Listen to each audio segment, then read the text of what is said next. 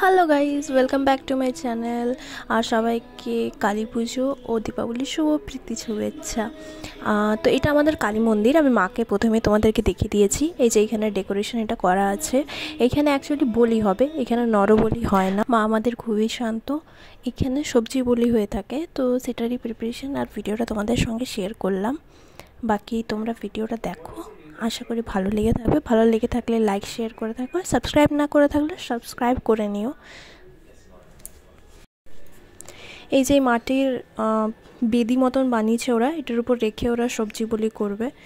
তো এর সঙ্গে আরও নিয়ম কিছু আছে। ওরা মাকে প্রণাম করবে, দেন তারপর কিছু মন্ত্র আছে সেগুলো বলবে, মাকে উৎসর্গ করবে, দেন বলিটা হবে। তো দেখতে পাচ্ছ পুরোহিত মশাই এসে গেছেন, উনি মন্ত্র পড়ছেন, প্রিপারেশনটা নিচ্ছে। তো সাথে থেকেও ভিডিওটা দেখো, আশা করছি ভালো লাগবে।